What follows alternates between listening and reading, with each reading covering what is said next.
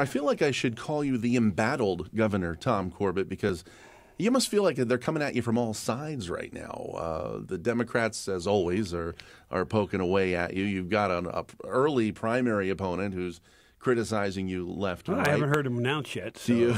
But do you feel like it's coming in from all sides right now? I mean, you know, when you're in the position as governor, people can either compliment you or take shots at you, and especially, you know, with the things that we've had to do for the last 2 years to get us back on a sound fiscal track, you make a lot of people upset at you. And everyone's making hay of the poll numbers that have been coming out recently. You always say when you're here that they just don't matter, but as we get closer to the election, they still just don't matter to you? You know, I don't really look at the poll numbers, but when I do, I mean, it's amazing how they go up and down, up and down, up and down, you know, by degrees, and they really don't matter because people are reacting to what we are doing right now. They're not taking a view of the long term, not taking a view of what we have done over 2+ years now.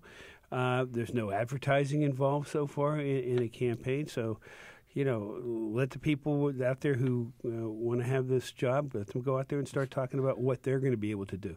I've yet to hear any of them say what they're going to do. I also saw recently you said that the situation that you came into, you've had to say no a lot, and that's driving those numbers. Well, as well. Certainly. I mean, people had been accustomed to getting a lot.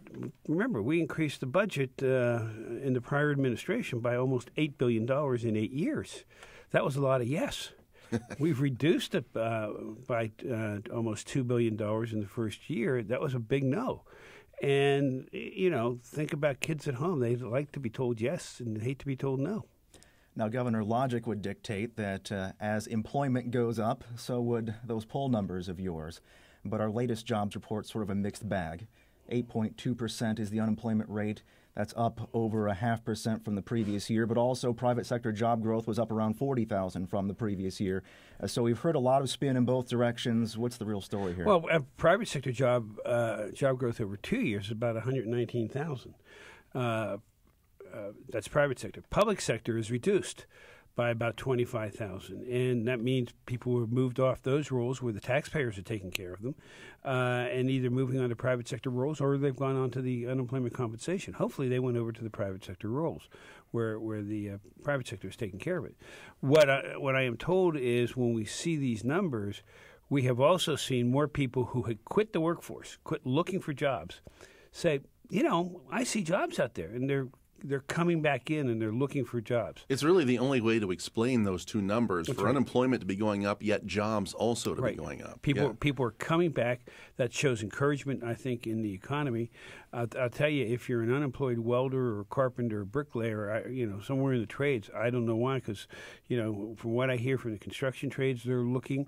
The Marcellus Shale is looking continually for welders, but also in the area of science, technology, engineering, and math.